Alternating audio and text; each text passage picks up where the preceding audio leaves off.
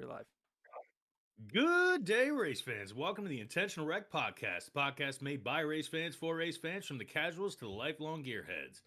My name is Jeff, and I'm here with my fellow hosts Corey and Finn, and you can find us on YouTube, Twitch, and Spotify under the name Intentional Wreck. You can also find us on Twitter/X and TikTok under the handle at IntWreckPod. That's at IntWreckPod. We are a race down, fellas. We are through the Daytona 500.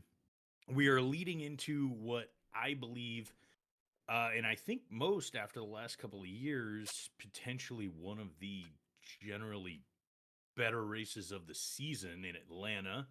Well, we got Coda first, but I guess I'm just overly excited. But but either way, we had plenty of goings on with Daytona. We had plenty of other things going on. And one of the other things that I wanted to do after you guys, wave and greet and do your whole thing is, as promised, Finn is going to get 1 minute of uninterrupted, unstopped, unfiltered talk, and we will apologize in advance for whatever he says and whoever he pisses off. You and I blew that one, Jeff. Before that happens. So, if you're here and you've tuned in and you're watching us now live on the stream, hi, how you doing? Glad you're here. If you're new, hi, how you doing? We're glad that you're here. Thanks for joining. Please make sure that you hit the subscribe button if you haven't already, especially over on the YouTube channel. But I'll quit yapping for now, and I am going to lead this in to Finn to do his thing. Victory lane. Make sure the audio works. Don't want that to not happen. First off, thank you to my Lord and Savior Alex Bowman for finishing that race 6th, so I get victory lane. Fun fact, if any of you guys would have chosen the GOAT of NASCAR, Jimmy Johnson, you would be talking right now, but you can't because you didn't choose the GOAT of NASCAR. But I'm going to take a minute to shout out somebody I watched a lot this offseason. I went back. I am a notorious Jimmy Johnson fanboy. Got it. Cool. I'm going to say, and I'm going to correct some statements I've made. I think that I want to give Jeff Gordon his flowers with my minute, okay? Because I've done a lot of rambling across NASCAR communities. Watching 96 to 98 Jeff Gordon this offseason was unreal. And I want to correct statements. I get it. The 2000s and on, there's not a better driver than the 48. Jeff Gordon had the highest peak, and I don't think there will be a better peak of a driver in NASCAR history. So that's what I wanted to do, is give Jeff his flowers, because I need, I kind of had to set the record straight on a lot of takes. I've been eating a lot of takes lately. Jalen Hurts being one of them, as he just won a Super Bowl, and a lot. So I figured, why not humble myself in my minute, because that's what I am. I'm just a humble man. And how about this? If I'm not humble, fellas, say something. That's what I thought. Big humble guy here. So, and then shout out Corey's really awesome hoodie. Daniels McLaurin 24 is a perfect DC hoodie. And so that's it for Victory Lane this week. Maybe if you guys pick Jimmy Johnson, you might be talking next week. We'll find out. Yeah, well, he's not racing this week, so I kind of doubt that would work. I don't think we'd be talking if we ended up picking Jimmy Johnson, to be honest with you. So there is that. That is wild, though. That is wild that Jimmy Johnson finished ahead of all 3 drivers that we picked. Yeah. I will say whatever we can right now to move away from the storylines of my own pain on Sunday. Other than that, can I throw something about Jimmy, and then we'll stop talking about Jimmy Johnson for the rest of the podcast forever? I'm kidding, but yeah, I don't believe you at all. But go ahead. So first of all, shout out again. I give NASCAR their flowers. Shout out the HBO Max. Like, I get that it's moved to a subscription. That sucks. It is but great. It is such a better product than what NASCAR.com/drive was giving, because not only is there a leaderboard on the screen, right, at the same time, but they've actually synced up all of the radio, so you can listen to the radio at the same time. If there was, we're not sponsored by Max, but and not only that, it's available after the race. So I went through yesterday. Really? Yes, I went through the race yesterday. Go to HBO Max, search NASCAR, all the drivers' cams pop up, and it's all of them, not select. All of them. That's awesome. And I watched them back, and I was listening to, obviously watching the finish. I was actually performing during the finish because of the rain and everything. So I Right. was on stage when it happened. I turned to my buddy with my phone, and he goes, "Byron," and I was like, "What?" Like mid set, he, I was like, "Byron, dude." But I wanted to call out something that happened. So one, Jimmy had an absurd, like gunning it right past that wreck. But here's some things that his spotter was saying coming to that final wreck. In and out, over and over again, just in and out, in and out. I don't know if you guys know about spotters and super speedway races. They need to be giving a lot more information than in and out, in, which he's just saying if a car inside, car outside. But, I'm used to like the comms of the 48 crew back in the day, and Jeff will tell you, was nonstop information. Just information flowing into Jimmy's ear and just constant from Chad to spotter. So to hear the radio dead silent and just some guy, country boy going in, out, in and out, in and out. He also said this word, on the backstretch of the final lap, we're coming to the checkered, I think. That is a direct quote. Coming to the checkered, I think. Okay. And then as they're turning or making that final turn, I hear, something's happening. That's what he says. Not low, back it down, caution, stay high. Something's happening was all he said. As Jimmy Johnson does not lift, cars are sliding everywhere, ducks under one, and finishes third. So not like, but he actually made the only pass for the wreck. And who did he pass? Chase Briscoe. Yes. Sliding up the track. Like the difference. And then I also watched the 35. Shout out to the 35 with maybe the save of the year already.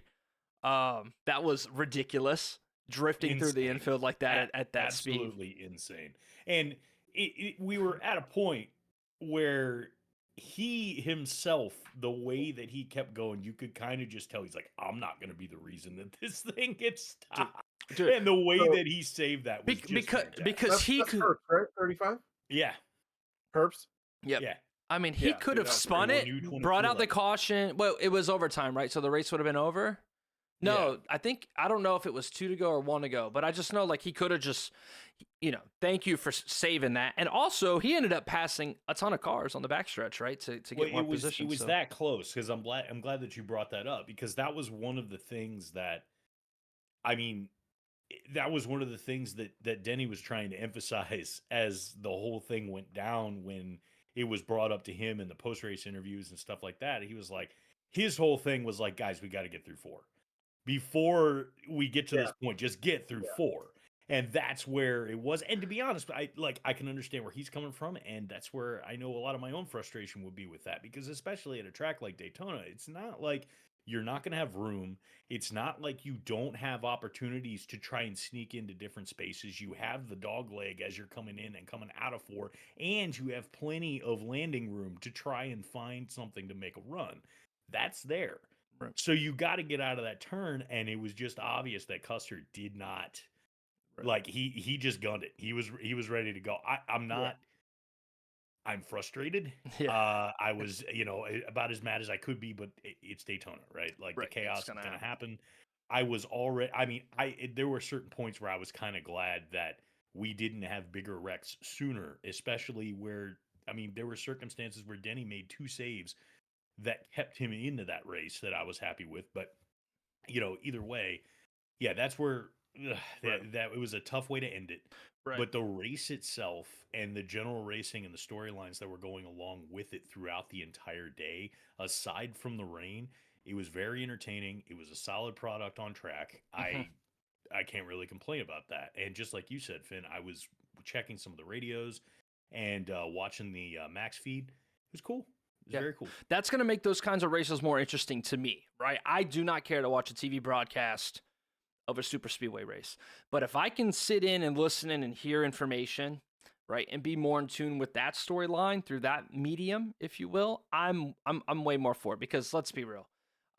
I'm always going to have my issues. And you hear Denny obviously went viral with his intro to his podcast was either today when it dropped or yesterday on Actions Detrimental. And it's just like, more people are just realizing that this. He was, dude. I've listened to every episode of DBC, Stacking Pennies, Actions Detrimental, and the Teardown that's happened in the last 2 years. I listen to all 4 of those podcasts every single week, and I have never heard anyone sound more dejected Right. than Denny was this week. Like Yeah. he like the love of the sport disappeared from Denny Hamlin's Yeah. Monday morning. And I feel bad for the guy. right. And it's like I'm kind of neutral on Denny Hamlin. I like him because Jeff likes him because he's a Virginia guy, because he's a JGR guy.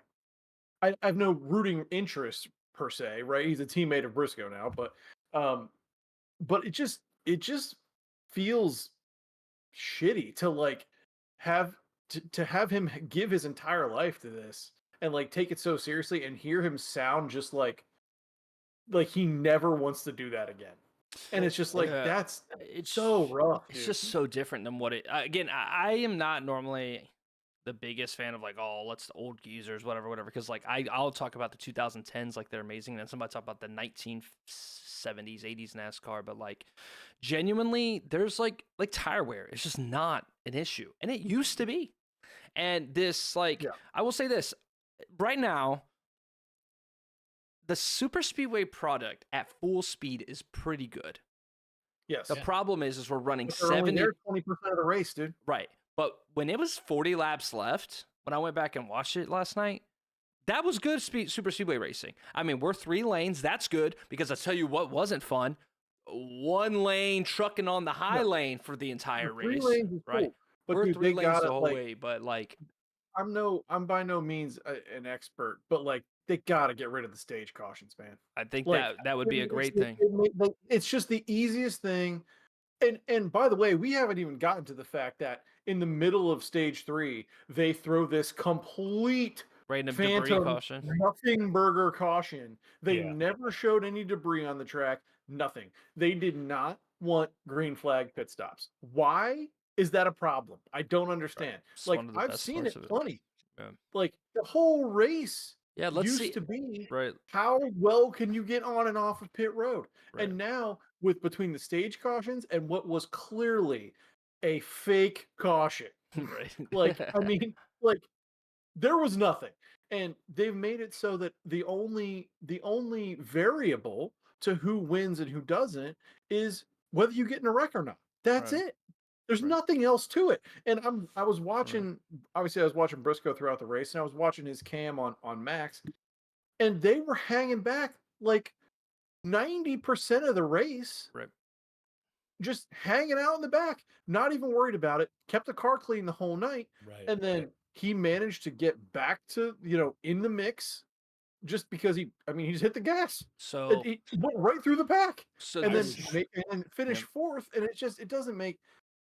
I'm probably of the 3 of us the biggest super speedway fan that is on this show, and it's just like even I'm kind of like something doesn't make sense about what they're doing. Right? I love it; it's a cool looking product, but like there's nothing more to it than am I behind the shit show or not? Is the shit show happening directly in front of me or not? That's it, and you can't predict it. You can kind of, but not really. It's just. I don't know. I was listening to Larson. Get rid of the stage yeah, I was listening to Larson's radio, and they were having him and Cliff Daniels, right, are having big discussions. But the discussion was, Kyle goes, "How am I doing?" Right. The discussion isn't how's the cars feeling, how's your tire wear, are you getting a little bit loose in the corner. He goes, "How am I doing?" And he goes, "You're better than the 12, the 24, and there was another car they were talking about, and they were talking about how much he was on the throttle." Right. We have a crew chief watching data of how much each person is on the throttle. Throttle trace, yeah.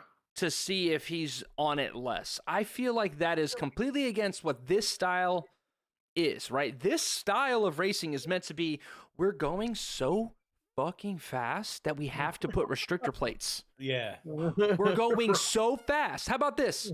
You want to keep this meta, NASCAR? Take the restrictor plates off. So to that's the other thing is when you hear people talk about previous super speedway racing in different eras, right? Pre-plate, or even if you're not talking pre-plate, if you're talking certain eras, 20 years ago, or, 25 years ago, if you're going through say somewhere around mid 90s through like early 2000s and stuff like that. If you're looking at that time frame, if you're looking at Dale's era, if you're looking through early 2000s era super speedway racing, some of the things that people initially point out when they talk about how much they liked it better then was it was less about, two potentially three lines back to back trying to draft and just stay within the pack, keep within order. And one of the first things that they specifically talk about is the ability for drivers to hang back if they want, but then have the opportunity to hit it and get up front, or to kind of shuck and jive through the pack and find different ways to get through, which I don't think you get quite as much of, or at the bare minimum right now, doing that is at least just a little more subtle. You don't catch it so much, especially like on some of the broadcasts when you're watching the straight regular feed. Mhm. When you're focusing on the first 10 cars, you're not really catching what some of those back moves are going to go, aside from, oh, you saw one guy drift to the middle at the wrong time and now he's sunk like a stone. You don't quite catch so much of that, Right. like just, bob and weave through the pack, find your new spot. It's really just, okay, am I going to get another spot if I move to this line? Okay, am I going to get two spots going to this line, two spots going to that line? You saw a lot more pairs back in the day. You saw a lot more you saw a lot more potential for a good car to make its way to the front almost at their leisure, as opposed to at their circumstance like you do now.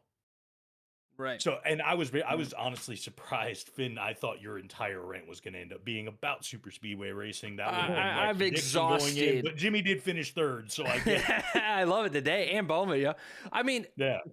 I've been on the record to say that I think at its best, at its fastest, these cars produce some of the best super speedway racing I've seen. We have 3 lanes that are working, right? Yes. There are good things about this package. The issue is, it's the same as I said, the idea of you can't unlearn aero. Once you find a good meta for this, you can't unlearn it. Because if you don't do it, right, for example, and we talk about this all the time with NASCAR, this isn't, hey, we're playing the Giants this week, so I just have to do what I have to do to beat the Giants. And as long as the Giants don't do some scummy thing like the tush push, then we don't have to game plan against it, right? No.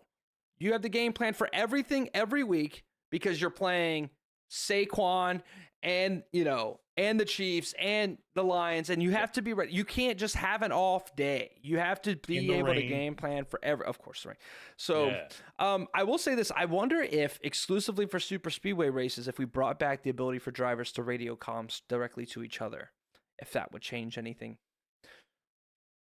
I'm all for trying something, or I'm all for, like, again, remember restrictor plate races were for, like, we were restricting 900 mile per hour engines.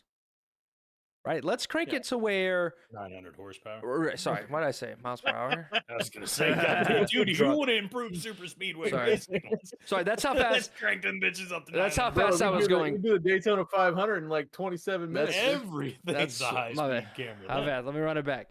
But no, like, God, this is why we need edits. Can't be doing this live. Miles horsepower, 900 horsepower engines, so they're flying, right? And by themselves, they would go 210, 220. But right now, by ourselves, we're what? We're pushing 180? 185? Come on, let's crank those numbers up to 190. Let's get these things. Fastest lap in the first stage was like 194. Let's get these up to 200. All right, yeah. Ryan Preece has proven that you can't kill a man in one of these cars. Bro. Okay. That dude. This is not the month to be an airplane, Ryan Preece. They're falling and falling everywhere, dude. If he is not widely accepted to be the toughest guy in NASCAR at this point, all of them are wrong. Ryan Preece is a bad mother, dude. Like to have the flip he had and then go back and flip again. And you know what? They're going to go back to Daytona and that dude's going to be going around this track 200 miles an hour. Right. And it's like, bro, 196, but one, yeah, right. Well, but dude, I can't believe like that is gonna be the thing. And they can't fix it, dude. They can't fix it. So I'm gonna make a bold prediction though, since you're talking about the future super speedway races. I'm gonna go on record. Toyota will not win a super speedway race this year. You're probably right about that. Watching that race. No, they were 3rd and 4th. No. Watching that race. No. I mean, yeah, Briscoe, like, and Jimmy Johnson. Right. that was not dying. There's a difference between winning a race and not dying at a race, right? Here's the reason why. There was a time where Elliott and the 24 were hooked up on the outside line. They were going, and the 23 slid up in front of the 24, expecting to be pushed, and he literally could not take being pushed. Right? Like literally, there's something with these Toyotas they could not take being pushed right now, because you had him struggling heavily, and that line sunk. That went from having all the momentum to it sinking. It was just because Bubba couldn't take being pushed, so they had, and they were bottled up between the wall and the other two lanes. And then, of course, you got Bell, who is getting touched up, and then he gets turned, right? Slids right into the wall and ruins Bell's day. And I believe there's another Toyota. I meant to write it down, but it really seems like the Toyotas, despite having some of the best super speedway drivers, these cars just can't take being pushed. The 35, he got pushed and lost it into the infield, right on the bottom lane, right?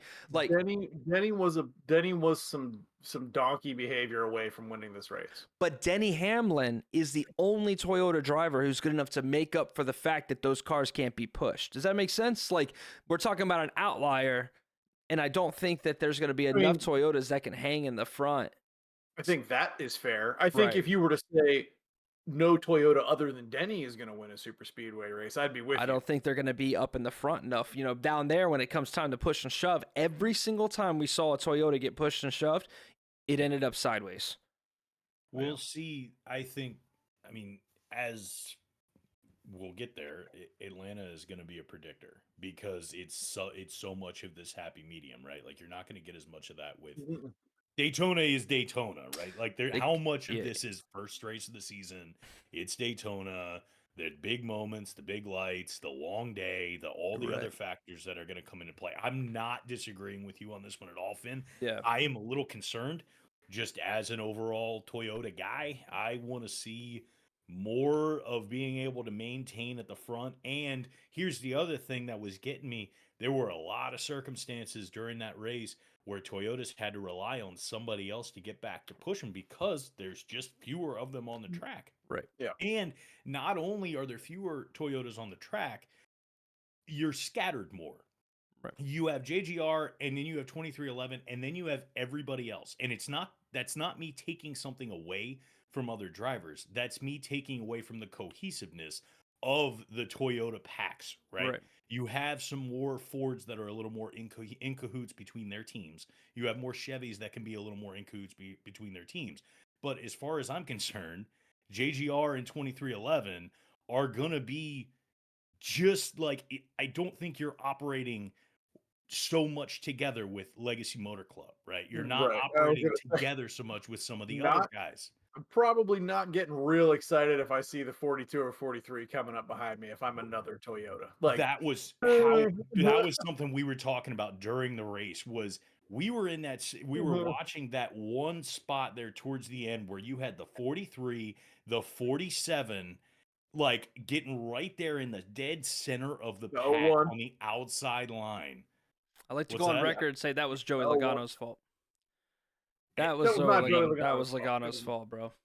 You got to know that you can't stick your nose in there, dude. You got to know that you can't stick your nose into that. There's reasonable arguments in different. It's one of those like, especially when I say it's his fault, like he killed any Penske chance at it, right? Like, all you have to do, I'm not saying just lift, right? Because you have to make your decisions and stuff, but I remember very vividly watching Ross Chastain do the same thing a couple years ago. Like, there's sometimes, and I get it's a split-second decision. So I'm not saying Joey Logano's an asshole for doing it, but the fault of the wreck lies on the fact that in that split-second decision, he decided to just stick his nose in there. And, of course, he can't lift because there's somebody right on him pushing him.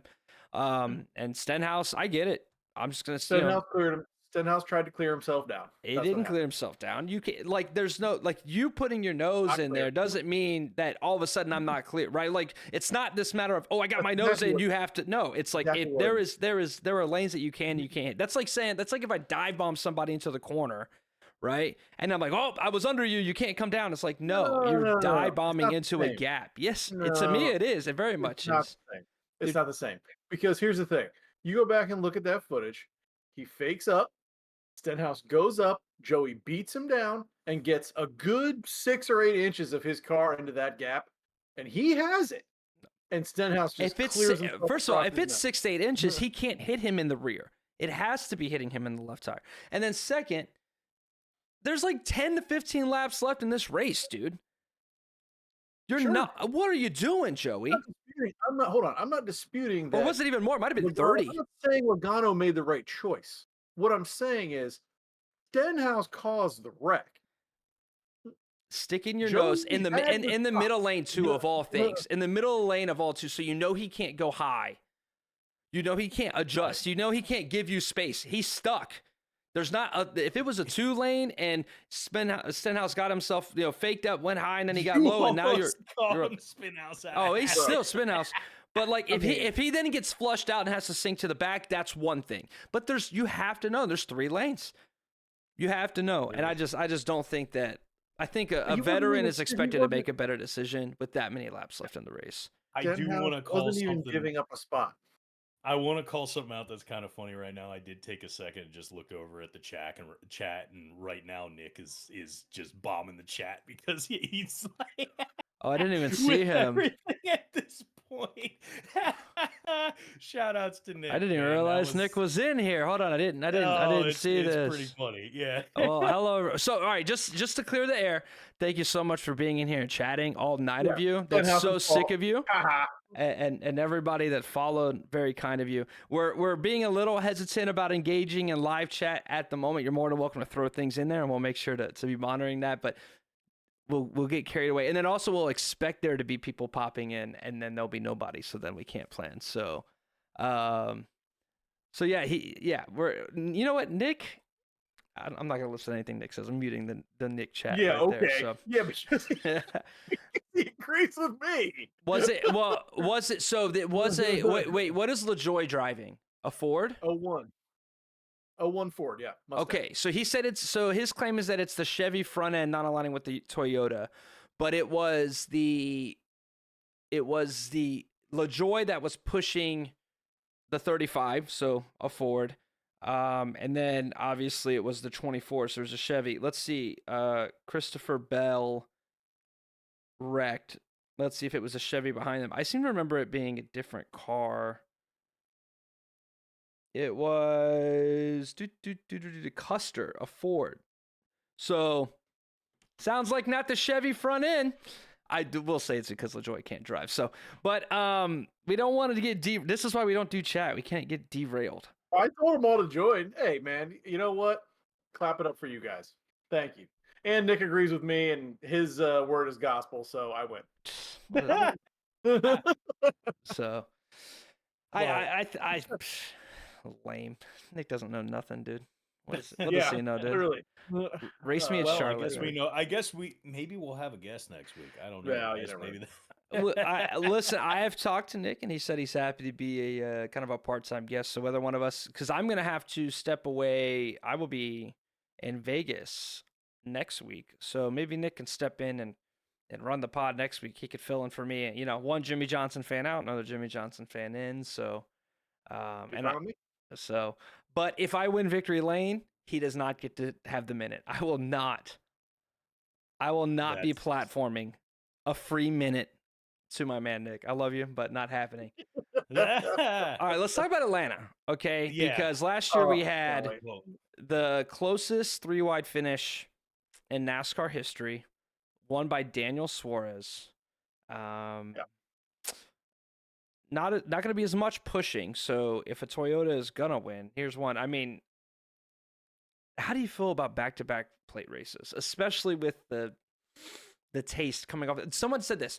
I know we're moving on, but a Daytona 500 has not finished green at its scheduled distance in 8 years. So either the race did not go its scheduled distance because of weather or rain or whatever, or B, it finished under yellow. But none of those two things have happened in 8 years. That is, you need the Daytona 500 to come down to green. We need that. Oh, they're so close. They're so close. And Atlanta seems to be presenting what that is, right? Yeah.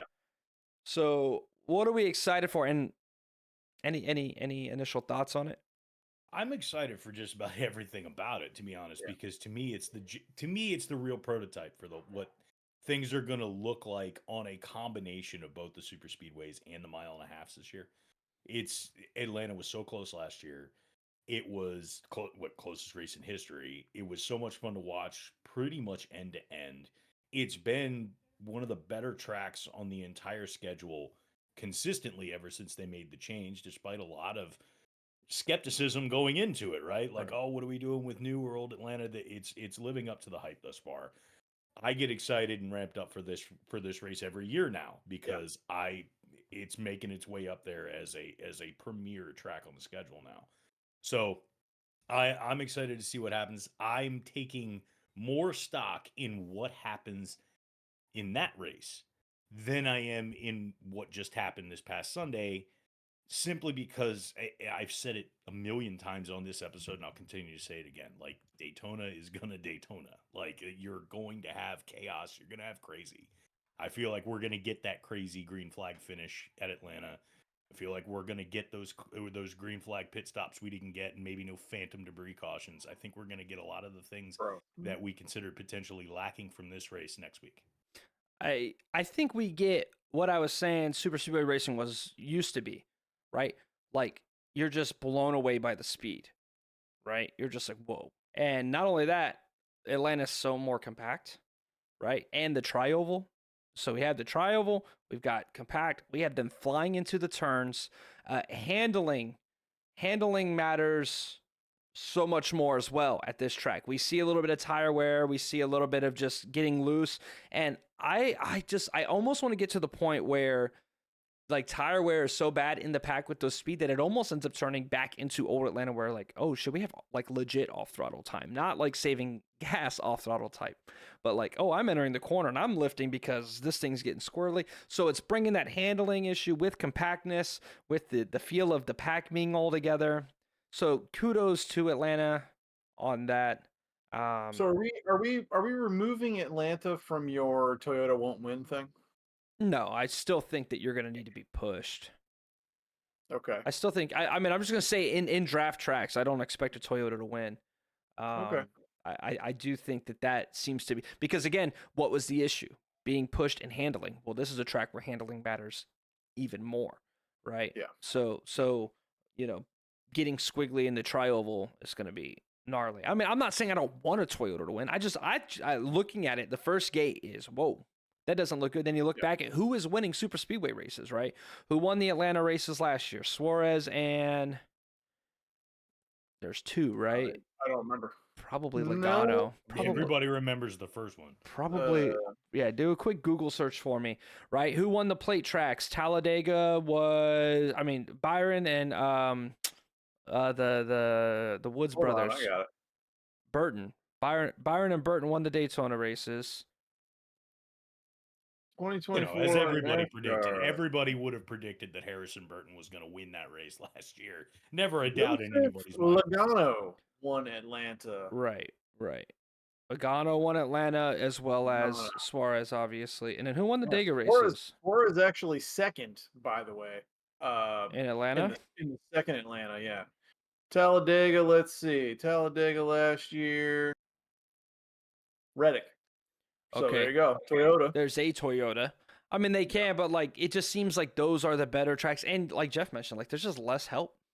There's less of them. If Jimmy's not going to be in this race, that's one less Toyota, unless you want to, John Hunter Nemechek's going to push you to victory.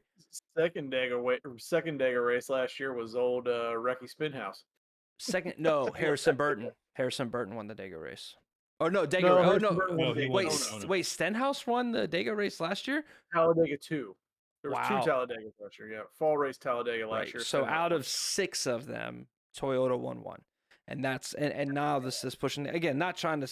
They obviously have really good super speedway drivers, right? And Reddick didn't benefit off of like a crazy wreck at the end. It wasn't even like a. Not that you win by skill, you only win by wreck. You only win by wreck at these tracks. We didn't you didn't hear Reddick's name throughout most of the race, which surprised me. But Again, I don't put a ton of stock into it because Reddick's going to find his form throughout that. You can rely on that throughout the season. That Right. eventually Reddick's he's going to warm up and he's going to catch fire. I'd be shocked if we didn't see Reddick win 2-3 races this year. Oh yeah. Hot take for me that Tyler Reddick is going to take home a couple. I mean, Coda is going to be an incredible race, right? Tyler Reddick is so fast there. Byron has been fast there.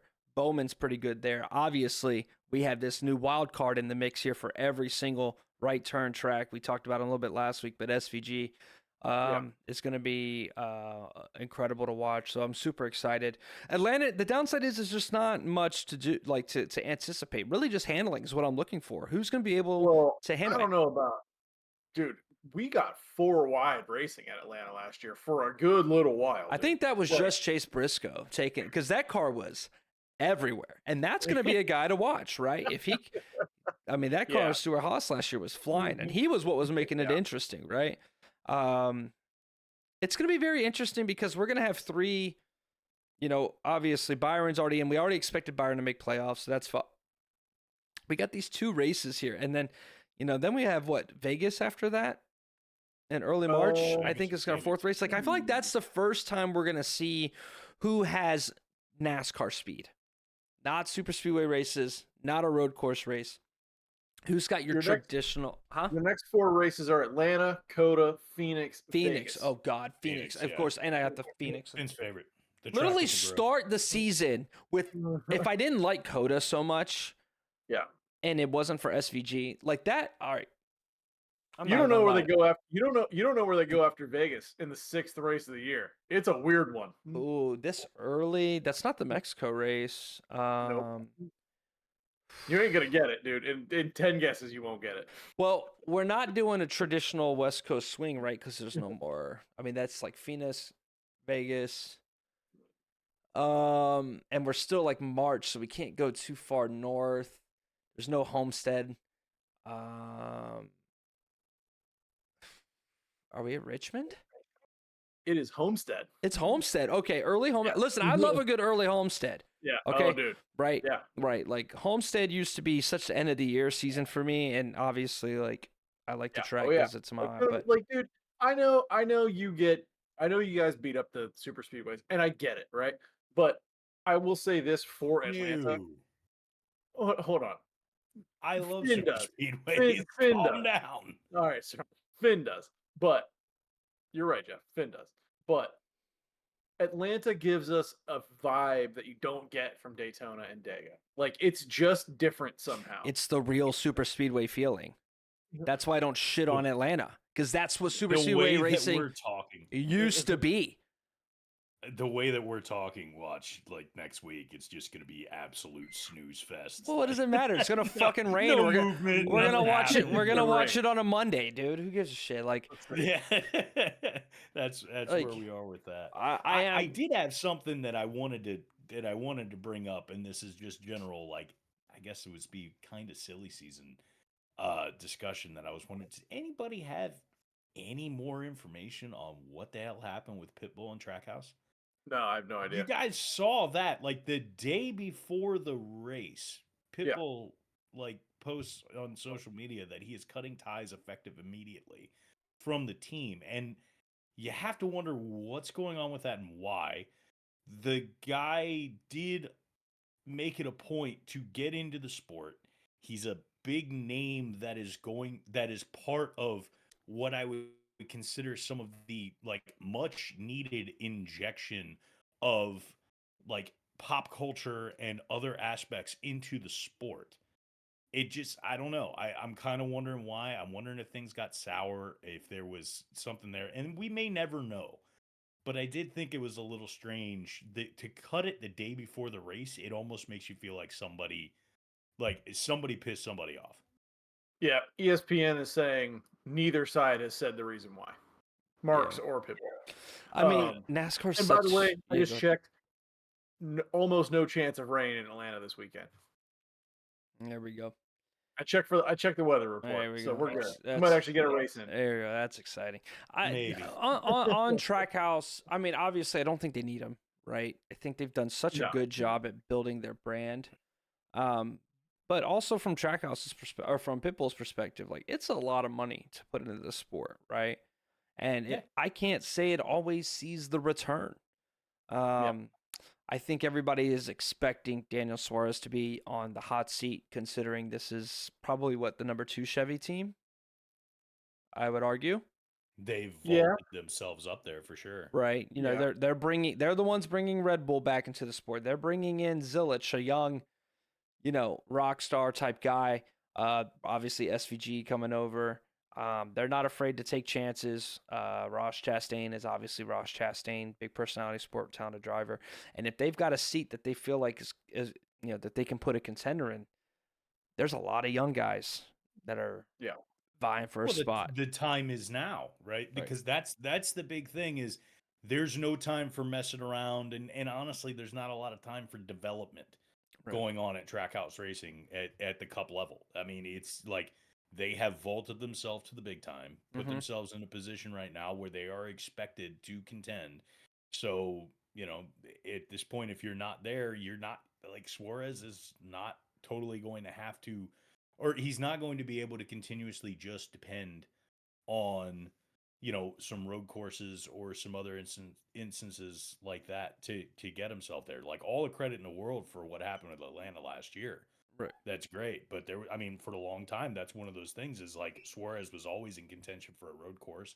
You'd always consider him in contention when you got to Sonoma, when he was racing at Coda, or he was at Watkins Glen or something like that, of course. But you know, where, like, what oval did you really feel comfortable initially picking Daniel Suarez in? So yeah, this is piggybacking directly onto your point. Like this is the seat probably couldn't be hotter for a team that is now expecting to make their way into a potential championship run. Yeah.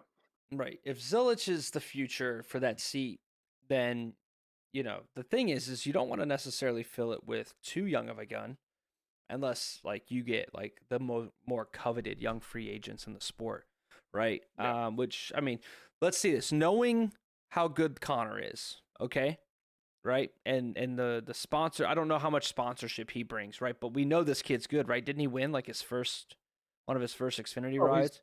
He's Like filthy, dude. a disgusting road course driver, right? And in a sport that a win gets you in, you know, he's almost guaranteeing himself a playoff spot every year, I right? think they did cut down the number of road courses this year, though, if I'm not Right. mistaken. I think it's down to like 5, and it was like 8 last year. Yeah, Sonoma, Roval. Coda. Are we back? Coda, Mexico. Are we at Charlotte? Or And are not maybe Charlotte? Are we I'm at thinking of Chicago? Watkins Mexico Glen. City. Mexico City. Maybe all I'm right. thinking of regular Street season. races coming back to Chicago this year. Regular. Oh, is it? Yeah. Okay. Yeah. So there's a lot. But Yeah. my thing is this. So here's my question. You guys are the Trackhouse GMs, okay? And we know Connor, let's call it 2 years, 2 to 3 years max but when Connor's ready to move up to Cup. I don't know how old he is, but let's just call it 2, right? Yeah. Who are you putting in that seat over Suarez to keep it warm? Like as in if he's just gone Like while you wait for like Zilich? Suarez is out. You've got to put Zilich it is 18. right. Zilich is like we're Right. talking about a young kid. He's not ready for Cup. There's not a lot of 18-year-olds Sure. ready for Cup.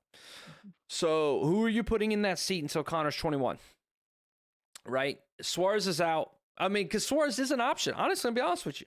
Suarez isn't a bad option to keep the seat warm. But if you are Trackhouse and you're saying mediocrity, like we've got 3 cars, we're not here to play the game. We don't want 2 cars competing on one guy in the back. People want that spot. People are going to fight for that spot, right?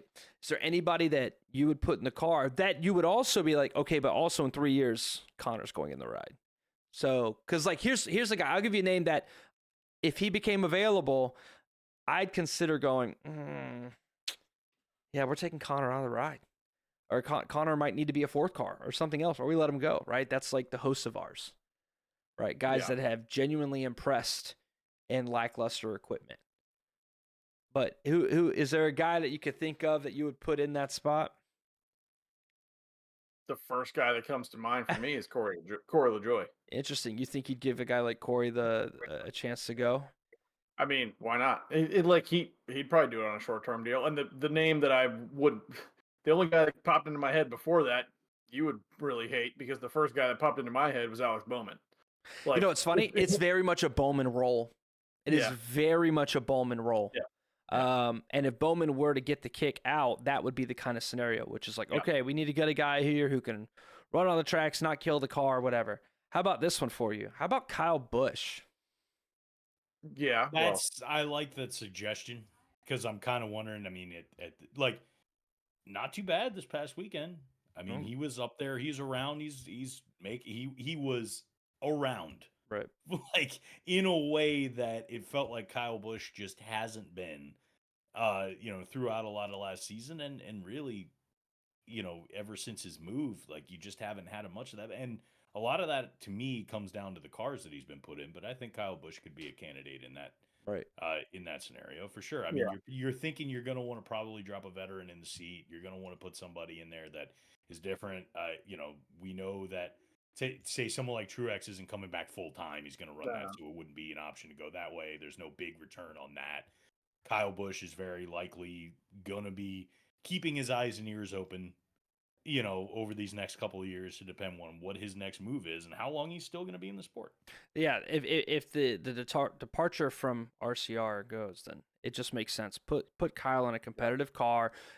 You let Kyle be Kyle because Trackhouse is cool with being unique and different, and that kind of personality has always been solid for the sport. Kyle fits that mold. It's interesting that it's like ships passing in the night from a time perspective, right? Like, could you imagine, 10 years ago, 15 years ago, Kyle Busch and Trackhouse existing at that point? Like, how much of a match made in heaven that could have potentially been? Like, when Kyle was at his peak personality, to put it. What about Justin Allgaier? Finally getting a cup ride. Well, the cup ride, I mean, I think Justin's just happy with where he's at, dude. Didn't he win the championship last year? Like, obviously, he could, like, split time, and that's obviously a thing you could do. Nick's in chat, he mentioned, like, if he thinks that putting Zilich and Young makes sense, he points to Byron and Elliott at Hendrick, who had a few years to race Cup. And, I think if one of the key things that Hendrick did with those young guys is, bring crew chiefs up with them. Like especially for the 9, he became the 24 at that point. But another thing to keep in mind is it took Byron a long time. Byron kind of broke out maybe the year last year. Yeah, maybe the year before, right? Yeah. But up to that point, I'm not gonna lie. I think it was more likely Byron would have lost his ride than Bowman with the outlet that people had. And it wasn't anything Byron did wrong, but Byron just got put in that car really, really young. That being said, the expectation of the 24 is a lot different of the expectation of the third Trackhouse car, right? So that's another reason why Byron was kind of getting ripped. I don't think that there's a problem with Zilich and Young. Briscoe was another guy that got brought in and people were like, do you really want to bring him in as a rookie right now? And that was because of the flip to next gen. It was like, why get him seat time in a car that's going away? I'm glad that you brought up Allgaier in general, because I mean that leads into a whole other storyline. I mean, for one, the guy jumps into a cup car, runs top 10 at Daytona, and is driving a JRM cup car at that point, which is something that I think this is the fallout meme of everybody liked that. Is that right? It's seeing that moment of Justin Allgaier running the 40 top 10 Daytona 500 in the junior motorsports car with that sick paint scheme, by the way. I mean, oh, did we lose Jeff?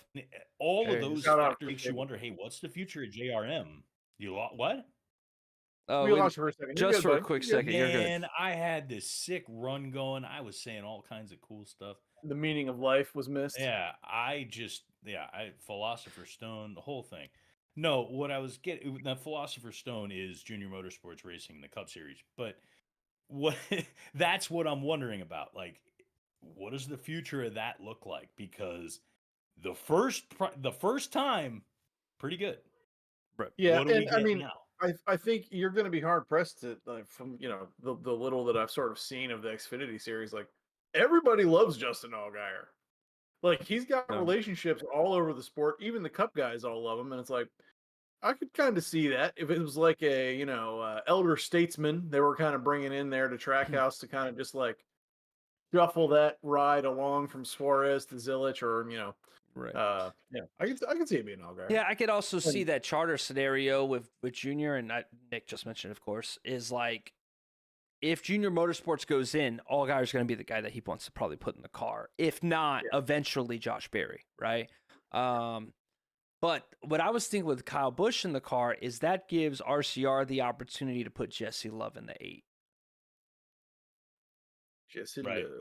And, he's 20, turning 21, that is a guy I think. And I can't say I've watched a ton of Xfinity. But Jesse Love seems to be, have a little bit of that it factor. He's up there in all the super speedway races. I see that.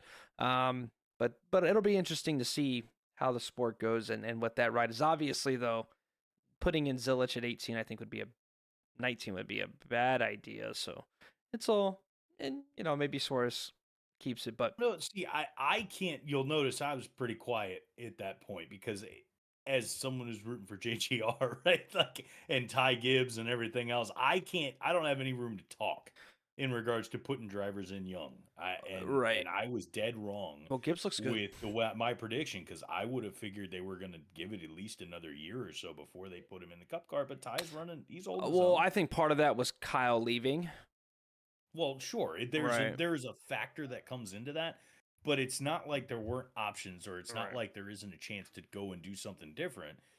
They decided, hey, we're going to put the kid in the car and let him go. Right.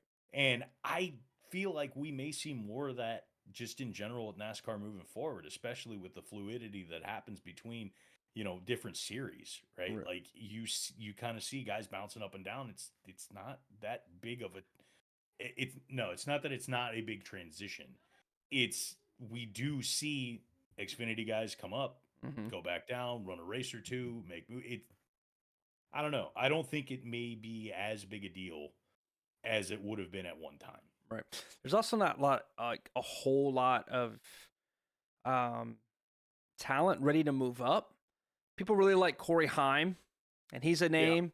Yeah. But Heim, I don't know if Heim's a guy that Trackhouse would rush over Zilich, but Heim is going to be a dude who's going to come up and, I don't know where he runs, but every time he's come up, he's looked pretty impressive. So I don't know if he's a Toyota guy by trade or not, but I think if you're looking where Heim's going to go, I think the replacement for Denny, whenever Denny eventually leaves that ride, that makes a ton of sense for them to continue their young staple. Because right now, if you would have told me, and I'm going to say this name in this group, and you're not allowed to get triggered, Corey, but if you would have told me that these Toyota boys are going to be rocking Reddick, Briscoe, Bell, and Jones, and, Bubba probably deserves to be, kind of close to that. And then you bring in somebody like Heim, that's going to be crazy. And then Riley has got a ton of potential. Like, the Toyota staple is building young extremely well. So that's incredible. And Jones has been in the sport for a long time. I've been on the Riley Herbst tip for like 2 years where I'm like, yo, that guy is nasty. He's got a lot of speed. So either way, I think there's it's really interesting. I don't think Chevy has as much young prospects, right? The junior motorsports, they got Allgaier. Sam Smith doesn't look ready. Sam Myers out of the Chevy circle. Brandon Jones, I don't know what happened to him. And so it'll be interesting to see how it goes, but I figured I'd throw that little one at you as we approach the hour mark here.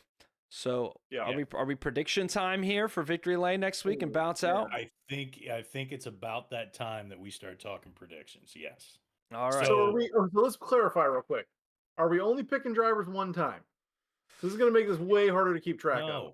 I have a list. Okay, fine. I didn't plan on picking fine. drivers. I'm good with just fair game, dude. Just like we used to do that pool. Just like we used to do that cash pool. Pick whoever you want. All right. Every week. All right. Well, I will lead off. Okay, pressure on me. All right. So win this week at Atlanta. I can't put a Toyota because, can't do that. You're just going to self-destruct all of your previous. I'm going to go with the 9. I'm going to go Chase Elliott winning in Georgia.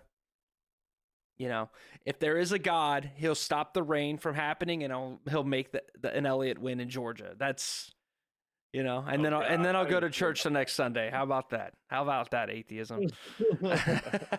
So I'm gonna go with the 9. All right, what do you got, Corey? I am gonna go with Bubba Wallace. Ooh. I think just good super speedway racer and somebody like sort of to go along with the theme of we'll see how the Toyotas do at the super speedways. Bubba finished well there last year. I think he was in the top 5, if I'm not mistaken. And when that 3-wide finish happened, I believe Bubba was in 5th. He looked pretty good at Daytona. I mean, he won the duel there, and yeah, I'm going with Bubba Wallace. Interesting. I could see that. That would make sense. Yeah. For me, I'm gonna predict this one. I've been on the fence, like exactly who I want to go with or what I think is gonna go. I'm gonna go with Austin Cindric. Yeah, I could see that. That dude was bad fast I in think Daytona, bro. the 2. Yeah. I think we get the 2 winning Atlanta this year, at least in this next week. So mark it down. I had the 2. Corey has the 23. Finn's 9. got the 9. That's right. What did you delete, Finn? I didn't delete anything. Yes. I didn't delete anything. Send us off, baby. Send us off. No, Nick gets Blaney. If Nick's here instead of Finn next week, Nick gets Blaney.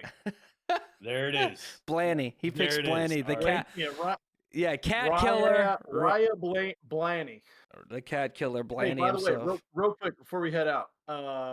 What are we? Saturday 2 p.m. Truck Series. Saturday 5 p.m. Xfinity. Sunday 3 p.m. There you go. Cup Series. Atlanta. 2 and 5. It's on Saturday and 3 p.m. on Sunday. So. Well, let's carry this one into the hour mark with a nice, crisp 1 hour pod. That's going to wrap things up for us. Make sure you check us out on YouTube. Please subscribe. Check us out on Spotify. We're both under the name Intentional Wreck. Please like, share, subscribe, tell all your friends. Help us get to that subscriber mark so we can get live on YouTube as well. You can find us on Twitter and TikTok at IntWreckPod. That's at IntWreckPod. Yeah, let's see some racing. Let's hope for no rain. Let's hope we can maybe get consecutive weeks with potentially no rain, but I know that's a lot to ask. 4 wide, baby. 4 wide. Otherwise, we'll catch y'all next week. See ya.